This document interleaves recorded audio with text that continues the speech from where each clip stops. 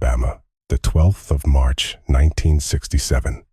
The skeleton of the old Blackwood State Penitentiary baked under a merciless sun. For decades, it had been the state's dark heart, a Gothic stone fortress on the edge of the swamplands. Now, it was being torn down, its secrets surrendered to the demolition crew's wrecking ball and sledgehammers. In the East Wing, on the 3rd floor, a team of men was breaking down the wall of what was once an office in the disciplinary division. The brickwork was stubborn, the mortar fused solid by 30 years of humidity and despair. The foreman, a man named Pete Kuzman, swung his crowbar into a corner. Instead of the familiar thud of impact, the tool punched through into a hollow space. Behind the bricks was a niche, a small, hand-carved cavity just big enough to hide a secret. Pete shone his flashlight into the darkness. Inside sat an old tin box, the kind that once held Suwannee River toffees, now coated in a fine red dust of decay. He pulled it out, prying open the rusted lid. Inside, he found a yellowed sheet of paper and a small, leather-bound notebook. On the single sheet, one line was written in a precise, feminine hand, asterisk. They had to die, but not like this. Asterisk. The notebook contained nothing but 63 dates, spanning from November 1937 to March 1939. Pete Kuzman had no idea what he was holding, but 2 hours later, an FBI agent on special assignment, Major Victor Sorokin, would.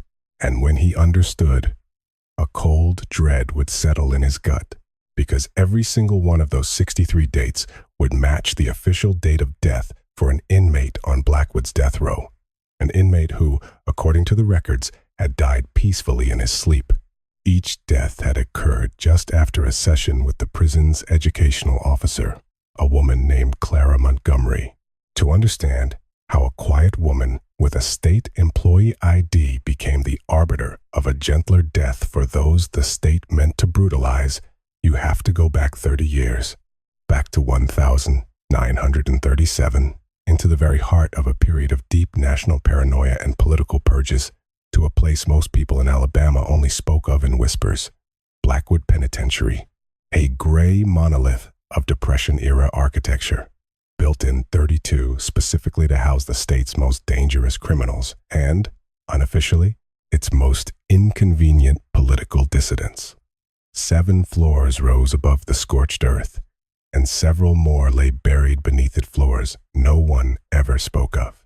The internal prison, death row, occupied the top floors, a series of solitary confinement cells with windows bricked over, corridors lined with cold, echoing tiles that amplified the sound of every guard's footstep, steel doors with peepholes and feeding slots, bare bulbs hanging from the ceiling that never, ever went out, and staircases that led down deep into the belly of the building, into basements from which no one ever returned. By 1937, this machine was running at full capacity. Every night, flatbed trucks would roll into the inner courtyard. Every night, they would be loaded with bodies. Every night, guards drove the condemned or what was left of them out to unmarked plots in the Talladega National Forest, where bulldozers had already clawed open mass graves. The Alabama State Justice Department, under immense pressure from federal factions and powerful local politicians, was making good on its promise to root out seditionists, union organizers, and enemies of the state. They were meeting their quotas, and then some. Washington wanted results, and the men at Blackwood were eager to provide them. In the prison's Office of Education and Rehabilitation, 12 people were on staff. Their job was simple: prepare the condemned for their fate. They held clarification sessions explaining to the so-called traitors the nature of their crimes against the American way of life. They read excerpts from political speeches, explained state policy, and hammered home a single, crushing point. Resistance was futile. Confession was the only path. After these sessions, men and women would sign anything. They'd confess to being spies for the Soviets, saboteurs for German syndicates, or anarchist terrorists. They'd admit to crimes they had never even imagined, because they understood the brutal math of their situation. Sign or don't sign, the end was the same. But if you signed, the beatings might stop. Clara Montgomery was the best in the department. At least, that's what her performance reviews said. Politically sound, ideologically firm, skilled at building rapport with the inmate population. The warden valued her for her results. After a session with Mrs. Montgomery, prisoners were calmer. They were less likely to scream during interrogations. They signed confessions more readily. Some even thanked her for the conversation, for the moment of human dignity, for the cup of tea.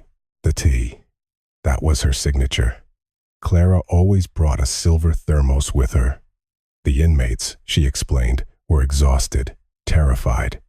A cup of hot, sweet tea helped calm their nerves. The administration didn't object. What did it matter how she got results, as long as she got them?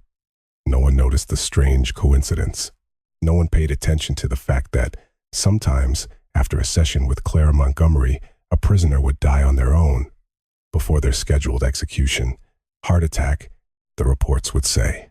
Nervous exhaustion. He just gave up. The prison doctor, a tired, overworked man named Abramson, would sign the death certificates with the standard, vague diagnoses. The prison's medical facilities were primitive. There was no capacity for thorough autopsies.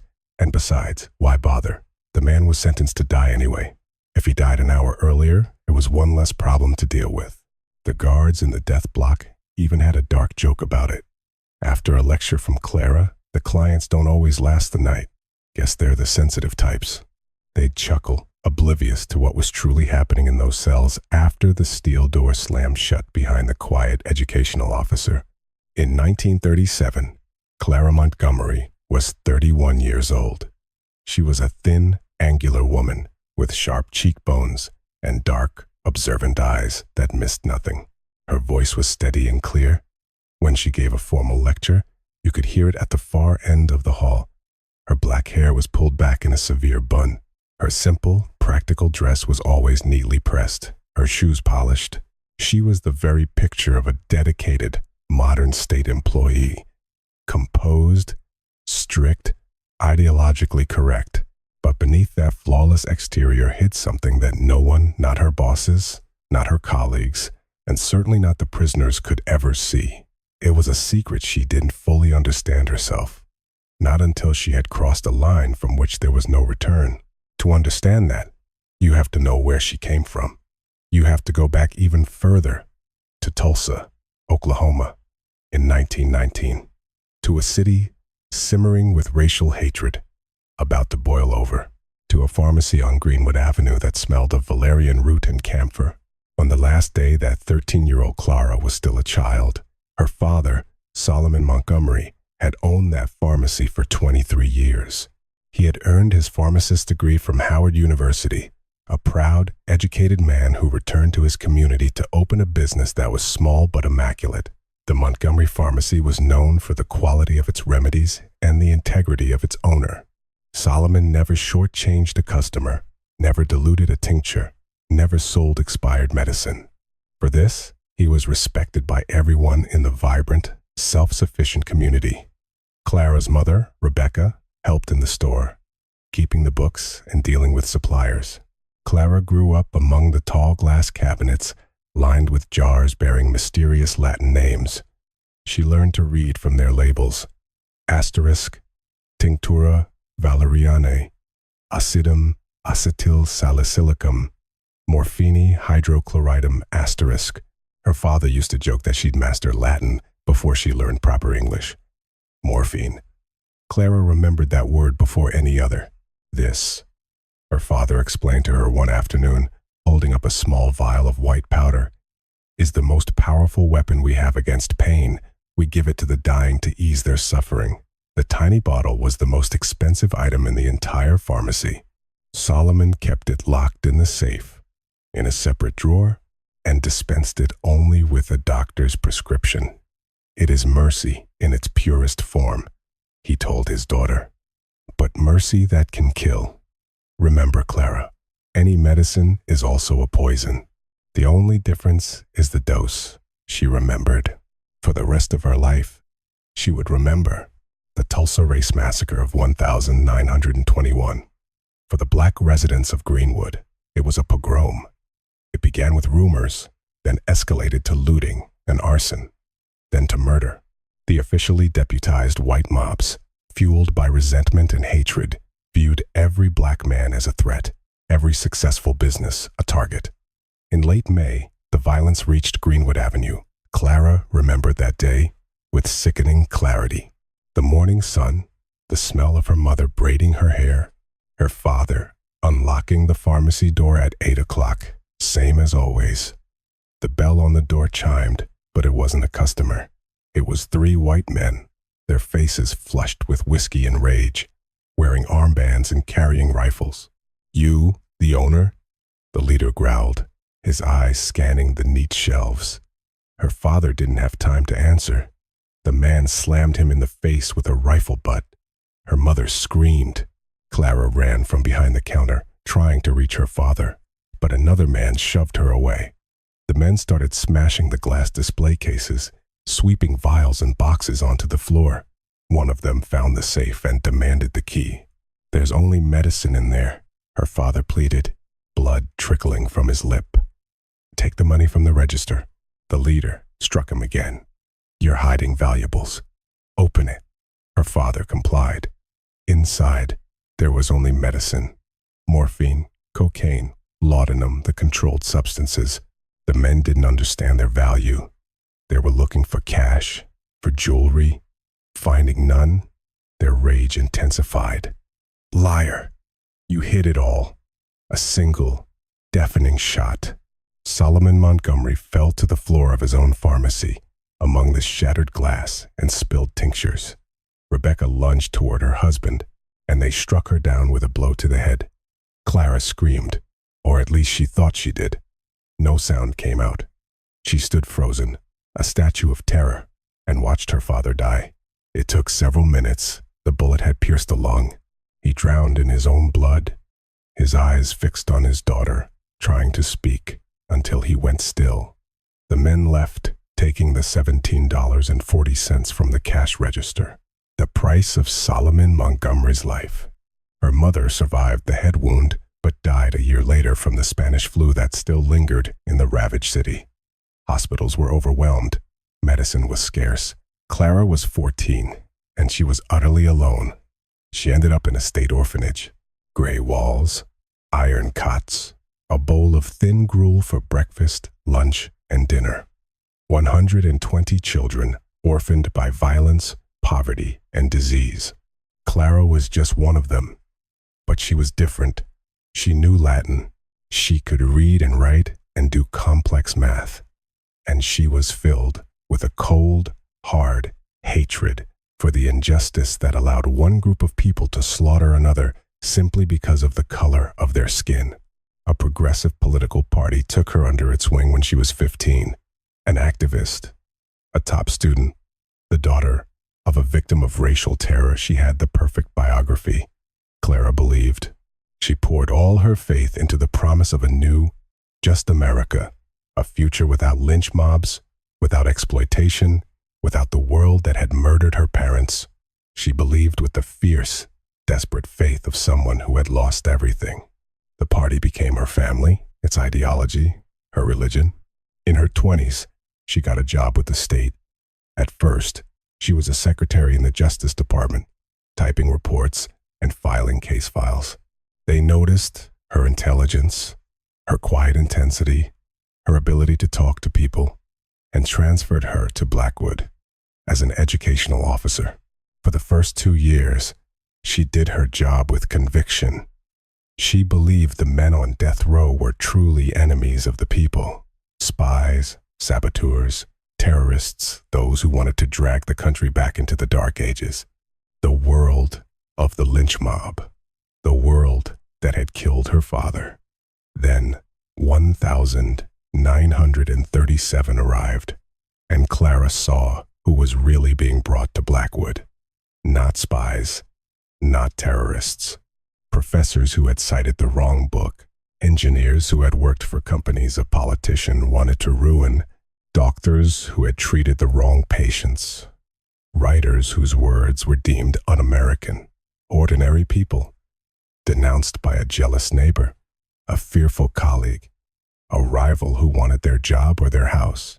She saw how confessions were extracted. She heard the screams from the interrogation rooms. She read the transcripts in which an old civics teacher, Mr. Jennings, confessed to planning an assassination he couldn't possibly have committed. She saw men broken in a day, a week. She saw them stumble out of the interrogation rooms with missing teeth, broken fingers, and dead eyes, ready to sign anything just to make it stop. And she saw what happened next, the executions. Every night, 100, 200 a month, a conveyor belt of death that never paused. The execution squad worked in 3 shifts. The captain, a man named Miller, would complain in the staff cafeteria that his men were getting tired, that they were running low on ammunition, that they had to find economical ways to finish the job. He spoke of using hammers in the back of the head, of not waiting to confirm death before throwing the bodies into the pits. He said that sometimes the ground still moved after the bulldozer covered the graves. Clara would hear this over lunch, between a spoonful of watery soup and a bite of stale bread. Miller spoke of it casually, as if discussing production problems at a factory, and at some point she couldn't remember exactly when something inside her fractured. She stopped believing, not in justice, but in their time's justice. She found a new faith, one forged in the quiet horror of her office. These people had to die. She understood that. The machine was in motion, the sentences signed, the lists approved. No one could save them. They were dead from the moment their names were typed on that list. Asterisk. But they did not have to die like that. Asterisk. Not under the hammers of drunken guards, not with broken ribs and pleading eyes, not in a filthy basement, choking on their own blood, not in a pit of lime, buried while still clinging to a final, ragged breath. They had to die like human beings, peacefully, without pain, in their sleep. Clara knew how to do it. She had grown up in a pharmacy. She remembered her father's words. Asterisk. Morphine is mercy in its purest form, but mercy that can kill. Asterisk. Now, she was going to dispense that mercy. The first was Professor Arthur Wallace. He was brought to Blackwood at the end of October, 1937. He was 62 years old, a historian specializing in the Reconstruction era, a celebrated author of 4 books, a tenured professor at a prestigious university up north. He was arrested based on the denunciation of a rival academic who coveted his position. The charge: promoting seditious ideas. In a monograph about the post-Civil War South, Wallace had quoted several pre-war Southern historians without, as the indictment read, sufficiently critiquing their anti-federalist positions from a modern, patriotic perspective. That was enough. Clara first went to his cell 3 days after his arrest. It was standard procedure. The educational officer conducts an initial assessment. The cell was on the 5th floor. An iron cot bolted to the floor, a stool, a bucket in the corner, a bare bulb that burned 24 hours a day. On the cot sat a thin old man with a neat gray beard and trembling hands. Wallace looked up at her, his eyes dull and faded. He hadn't slept in 3 days. Inmates were forbidden to lie down during the day, and guards would wake them any time they dozed off. It was a classic technique. Exhaust a prisoner until they'll agree to anything.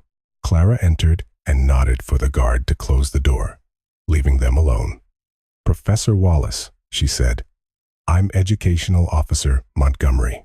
I've been assigned to conduct a clarification session with you regarding your crimes against the state." The old man just stared at her. His gaze held no fear, no hope, only the bottomless exhaustion of a man who had already understood everything. "Do you admit that your book, *The Fractured Union*, contains bourgeois revisionist ideas aimed at undermining the national narrative?" Wallace slowly shook his head. His voice was a dry rasp. My book is a scholarly examination of a difficult period in our nation's history. It contains no ideas, only facts and analysis. You quote James Pike. Pike was a contemporary voice of the era. It is impossible not to quote him when writing about Reconstruction. Clara sat on the stool opposite the cot. She placed the silver thermos she'd brought with her on the floor. Professor Wallace, I know you aren't a seditionist, but that doesn't matter anymore. Your sentence has already been decided. The old man flinched. For the first time, a flicker of life appeared in his eyes, surprise, disbelief. What did you say? The highest penalty. Execution. The final order will be signed in a week. It will be carried out that same night. She said it in a level, emotionless voice, a simple statement of fact. Wallace stared at her, unblinking. Why are you telling me this? Because you have a right to know. Silence descended on the cell. Somewhere down the hall, a steel door slammed shut. The bare bulb hummed.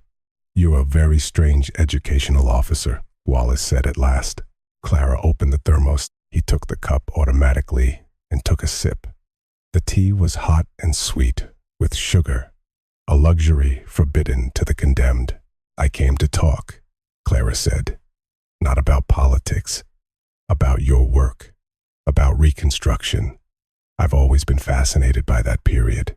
Why men who had just fought a war for unity could inflict so much cruelty on each other. Wallace looked at her with a new expression, as if seeing her for the first time. You really want to talk about that? Yes. He took another sip of tea, paused for a moment, and then he began to speak. For 2 hours, Clara listened, asking intelligent questions about the Freedmen's Bureau, about the politics of radical Republicans, about the economic forces that shaped the era. Wallace talked, at first, slowly, then with growing passion. He had been a teacher for 40 years. The ability to lecture was a part of his very soul. And now, in a death row cell, a week before his execution, he was giving his final seminar. The tea in the thermos ran out. She poured him a second cup, then a third.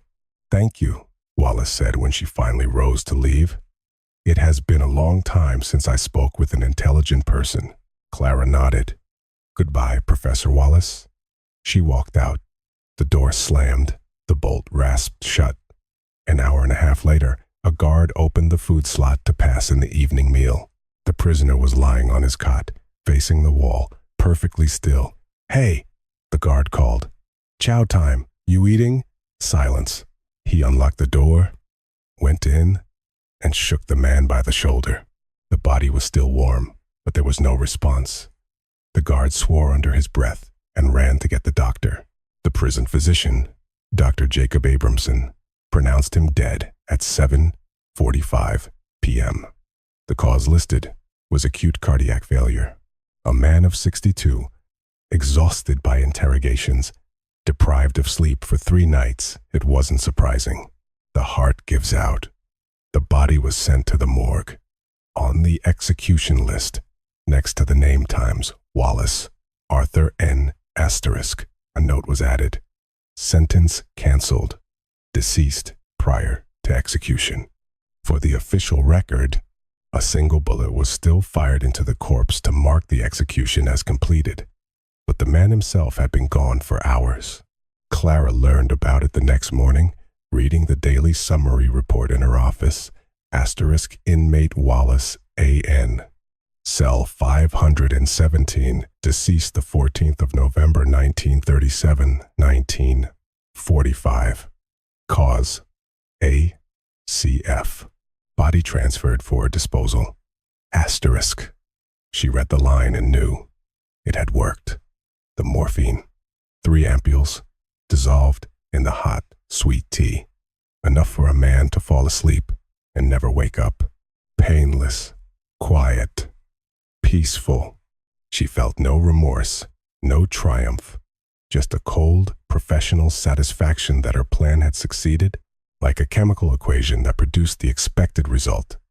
Wallace was dead, but he had not died as they intended, not under a hammer in the basement, not with his teeth knocked out, not in a pit of quicklime. He had died in his sleep after a conversation about the history to which he had dedicated his life. He had died a man. It was the beginning. She got the morphine from Dr. Abramson. The prison doctor was a quiet, unassuming man who did his job and tried not to ask too many questions. He officially prescribed morphine for use during enhanced interrogations. Sometimes prisoners were drugged to make them more compliant. Much of this morphine was recorded as used, but not all of it was. The surplus remained with Abramson. Clara went to him a week after Wallace's death. She didn't ask directly. It was too dangerous. She started from a distance. "Dr. Abramson," she began, when they were alone in his small office that reeked of carbolic acid and rubbing alcohol. "You've been a doctor for many years. Tell me, does morphine truly ease the suffering of the dying?" Abramson looked at her over his glasses. His eyes were intelligent and weary. "Yes," he answered. "Morphine is the best analgesic we have. In the correct dose, it takes away any pain. And in an incorrect one, an overdose depresses the respiratory center. A person falls asleep and doesn't wake up. Is it painful? No. It's the gentlest death one can imagine." Clara paused. "You must have surplus morphine from the official requisitions."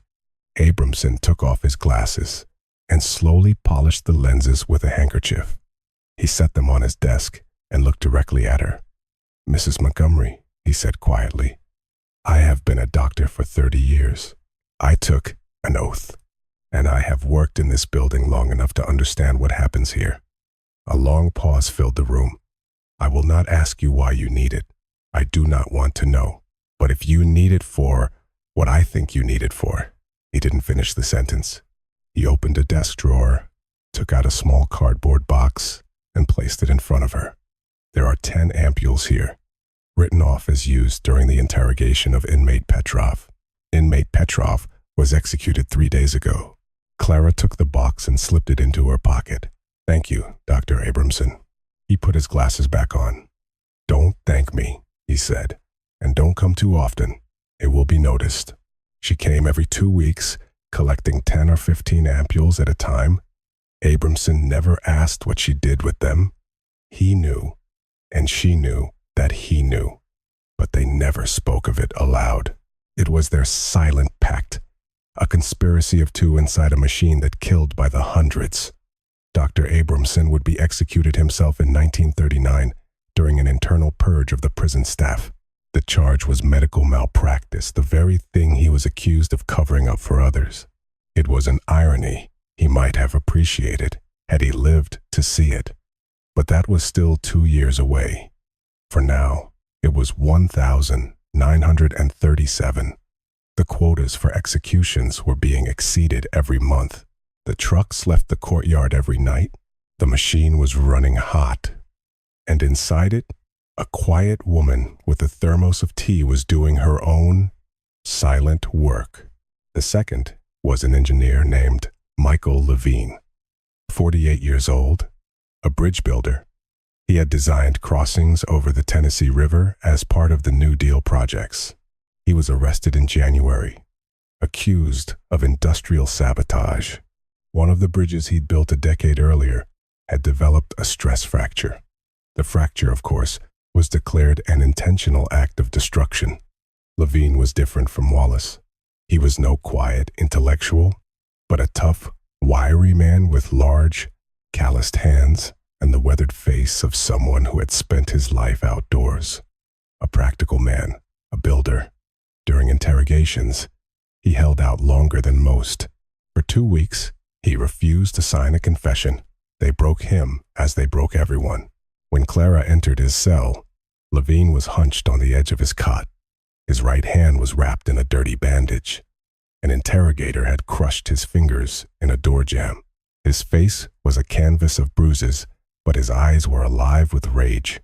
"Another executioner?" he asked instead of a greeting. "No," Clara said. "I'm an educational officer." "So? A different kind of executioner. Here to explain to me what I did wrong?" "I know you didn't do anything wrong." Levine froze, staring at her. What? I know you're not a saboteur. The crack in that bridge was from natural wear on a 20-year-old structure, but it doesn't matter. Your sentence has already been signed. She sat down, placing the thermos on the floor. Execution. In 4 days. For a few seconds, Levine was silent. Then a dry, rasping laugh escaped his throat. You know, ma'am, he said. You're the first honest person I've met in this whole damn building. I am not an honest person, Clara replied. But I can give you something no one else here will. And what's that? A conversation, a cup of tea, and a chance to fall asleep. She poured the tea. Levine took the cup and took a sip, wincing at the sweetness. I built 11 bridges, he said quietly. Over the Tennessee, the Cumberland, the Mississippi. You know the hardest part of building a bridge? It's not the load calculations or the materials. The hardest part is sinking the pylons so they'll stand for 100 years at the bottom of a river in mud that wants to pull them down. It's like building on quicksand, but if you do it right, it will stand forever. He spoke about his bridges, about the flow of rivers, about the dance of stress and support. Clara listened, asking questions about reinforced concrete and steel alloys. Levine grew animated, lost in his passion, forgetting for a moment where he was. An hour later, he finished his third cup of tea and fell silent. He looked down at his mangled hand. I have a wife, he said, his voice thick.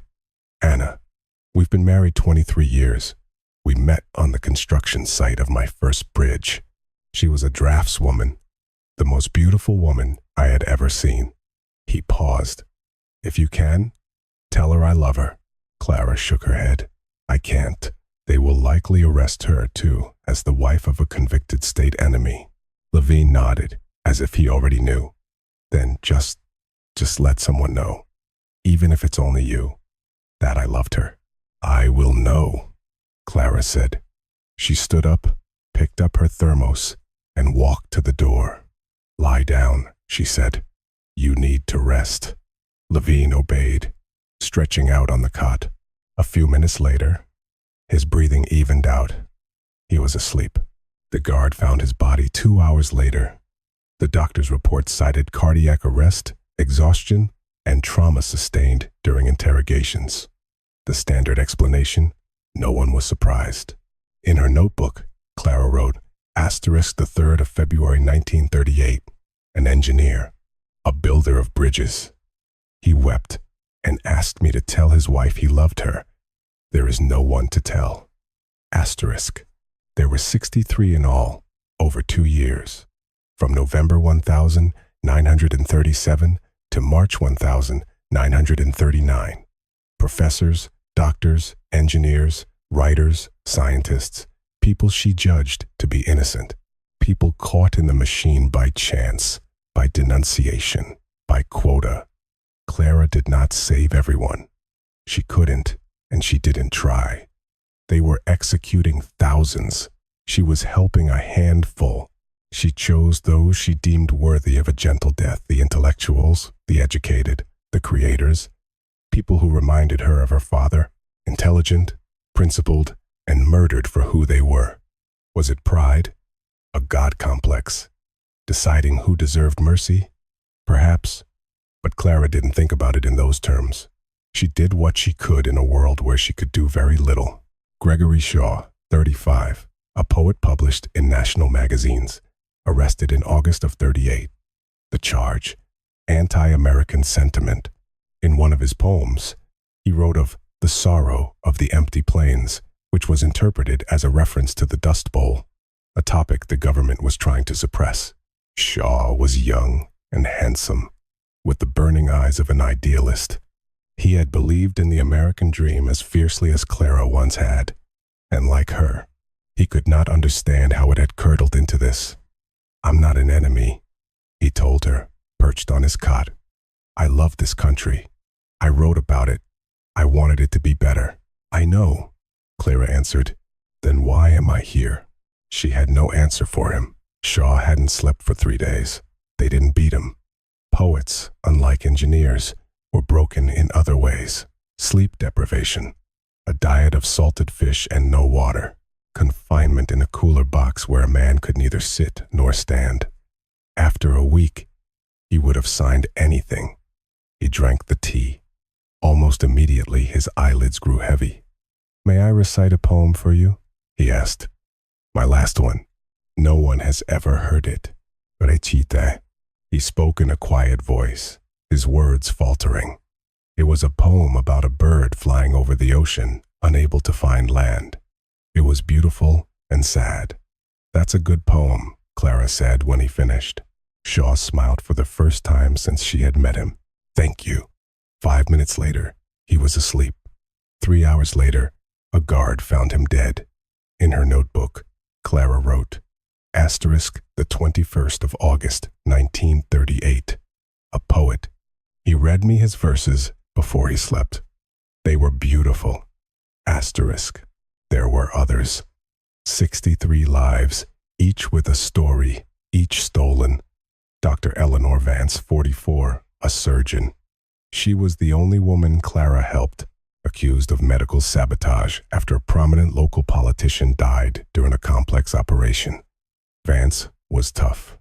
As a surgeon, she was accustomed to blood, pain, and death, but she was terrified that her execution would lead to the arrest of her husband and son. Clara could offer no comfort on that front. It was the standard procedure. "Why are you doing this?" Vance asked before she drank the tea. "Why do you come here? Why do you talk to us?" "Because I can," Clara answered. Vance studied her face. "You're not like them," she said, "the ones who question us. You're different." "I am exactly like them," Clara said. "I work here. I am part of the system." "No, you are doing something human in this place where nothing is human." Clara didn't reply. Dr. Vance drank the tea, lay down, and closed her eyes. "Thank you," she whispered. 2 hours later, she was gone. But a strange thing happened. The more people Clara saved, the heavier her burden became. It wasn't fear of discovery. The system was too chaotic, too focused on mass murder to notice such a small anomaly. The weight came from the scale of it all. 63 people in 2 years. In that same period, tens of thousands had been executed in that state alone. Clara had saved a fraction of a percent, a single drop in an ocean of blood. And that drop changed nothing. The machine kept grinding. The trucks kept rolling. The pits in the forest kept filling up. Clara was a part of that machine, and at the same time, a kind of rust inside it, a flaw that couldn't stop the gears, but could, perhaps, make the final turn a little smoother for a chosen few. Her time's chosen few. That was part of the burden too. She was the one who chose. An engineer who built bridges for the people? Yes. A former Klansman arrested on a political charge? No. Let him die like the rest. A history professor? Yes. A common criminal swept up in the purges? No. A poet? Yes. She was a judge in a place with no justice, dispensing a mercy no one had asked for. Was she an angel, or a murderer, or both? She didn't ask herself those questions. She just did what she did. Every few days, the thermos of tea, the long conversation, the morphine in the cup, the peaceful sleep with no awakening. 63 times. Warden Harding, the man in charge of Blackwood, summoned her to his office once. It was December of 38, a year into her secret mission. Harding was a heavy, florid man with small, piggy eyes. A careerist who signed execution lists without reading them, as long as it helped him meet his quota. "Mrs. Montgomery," he said as she entered his office. "A question for you." Clara's heart skipped a beat, but her face remained a calm, neutral mask. "Yes, Warden? Have you noticed that after your little chats, the condemned have a tendency to expire?" A pause, a second, an eternity. "Yes, Warden, I have noticed. And how do you explain that?" "Exhaustion, shock, cardiac insufficiency. Most of them are not young men, and they are worn down by the interrogation process. The human body has its limits. Harding stared at her for a long moment, then a slow, greasy smile spread across his face. Exactly, he said. The human body has its limits. You're doing a fine job, Montgomery. Thanks to your little sessions, we're saving on ammunition. The execution squad is overworked as it is. You're helping with efficiency. Keep it up. He clapped her on the shoulder and dismissed her. Clara walked out of the office on legs that felt like wood. She made it to the restroom, locked herself in a stall, and stood for several minutes, pressing her forehead against the cold, damp wall. Asterisk. Saving on ammunition. Asterisk. That was how her work was seen, and it was an explanation that suited them perfectly. She was part of the system even when she was fighting it. In 1939, everything changed. The political winds in the state capital shifted. The hardline governor, who had sanctioned the purges, was replaced by a moderate. The new administration began to clean house. The hunters became the hunted. The very men who had carried out the executions were now arrested for abuses of power. Warden Harding was arrested in February of 39, charged with violating state law, the very laws he had been ordered to ignore for 2 years. He was executed in March. Captain Miller, the head of the execution squad, was arrested in April. He shot himself before they could take him. Dr. Abramson was arrested in January. A prison doctor who wrote off that much morphine eventually drew suspicion. During his interrogation, he said nothing about Clara. He was executed 3 weeks later. The purges didn't touch Clara. She was too small a figure, an educational officer, not an executioner or an interrogator. Besides, her file was pristine, but she knew it was only a matter of time. The system was arbitrary. Sooner or later, someone would notice the pattern of 63 deaths, and her source of morphine was gone. Dr. Abramson was dead. In March of 1939, she conducted her final session. Peter Chernoff, 71 years old, a labor organizer from the turn of the century, a man who had seen history unfold and was now paying the price. He'd been arrested in 37, but his case dragged on for 2 years.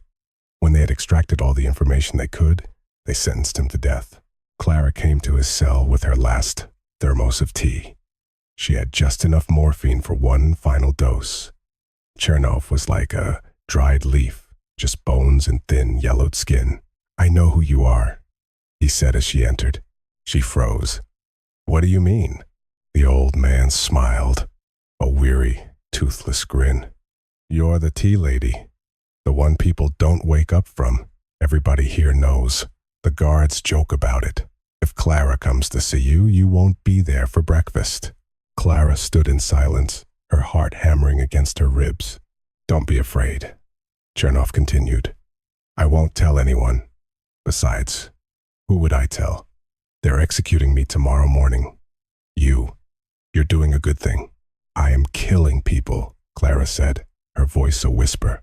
"No, you are liberating them. It's not the same thing." She sat, opened the thermos, poured the tea. "Why are you so calm?" she asked. "Because I am 71 years old. And I have seen it all. Revolution, war, famine, terror. When you have lived so long and seen so much, you are no longer afraid of death. You are afraid of a meaningless life. And mine was not meaningless."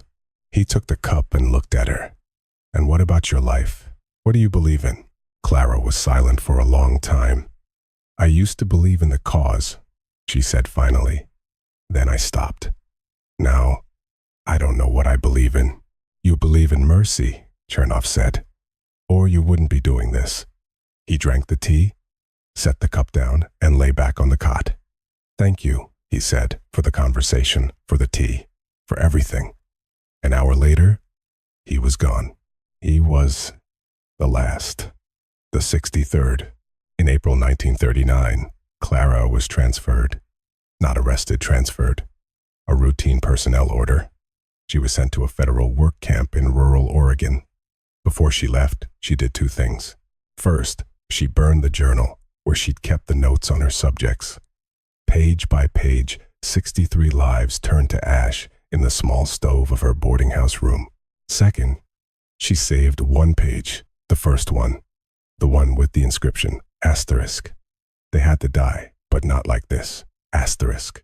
She wrapped it in oilcloth, placed it in the old toffee tin, added the notebook with the 63 dates, and sealed it. Then she returned to her office at Blackwood one last time and hid the box inside the wall, behind a loose brick she had discovered years ago. A final, secret testament buried in the heart of the machine. Then came the war. When Pearl Harbor was attacked in 1941, Clara Montgomery, the former educational officer, the quiet dispenser of death, volunteered for the Army Nurse Corps. Perhaps she wanted to save lives in an unambiguous way, to balance the scales. Or perhaps she just wanted to die a meaningful death for a country she no longer trusted, but which was still hers. She was sent to the European theater. She served on the front lines during the Battle of the Bulge, pulling wounded men from the frozen mud under artillery fire. For 3 months, she saved lives. More than 100 men owed their survival to her. On the 20th of February 1945, near Bastogne, her field hospital took a direct hit from a German shell. Clara was killed instantly. They found her dog tags in the rubble and buried her in a mass grave with the others she had died trying to save. Clara Montgomery was 39 years old. In her life, she had murdered 63 people and saved over 100. She left nothing behind but the tin box, waiting silently in the wall of a decaying prison. The box lay hidden for 22 years until Pete Kuzmin's crowbar found it in 1967. The discovery landed on the desk of a junior FBI agent named Victor Sorokin. Sorokin, a meticulous archivist, spent 3 days cross-referencing the 63 dates with the prison's death records. He found the pattern: 63 men on death row, all officially deceased from acute cardiac failure, all on the dates in the notebook. He dug deeper and found Clara Montgomery's personnel file. He found the warden's old memo about her unconventional methods and her contribution to saving on ammunition. He understood. A woman with a thermos of tea and a conscience. Sorokin knew the story could never be made public. The Bureau, the state, they would never admit that the system was so brutal that one of its own had become a mercy killer. He wrote a report detailing his findings and classified it top secret, to be sealed indefinitely. Sorokin retired in the 80s and took the secret with him to his grave. But secrets rarely stay buried forever. In 1992, with the passage of new Freedom of Information laws, the archives were opened. A young investigative journalist from Times the Boston Globe *, Sarah Jenkins, was researching a series on abuses in the 20th century American penal system. Buried deep in a misfiled crate, she found a dusty envelope marked Top Secret. Inside was Sorokin's report, along with photocopies of the note and the notebook. Jenkins read it, her blood running cold. This was more than a story about brutality. It was a story about a person inside the machine, a person who had made an impossible, terrifying choice. Her series, The Angel of Blackwood, was published in October 1992. It won a Pulitzer Prize and ignited a national firestorm. Letters poured in. Some called Clara a saint, an angel of mercy who gave men the one thing the state had denied them, a dignified death.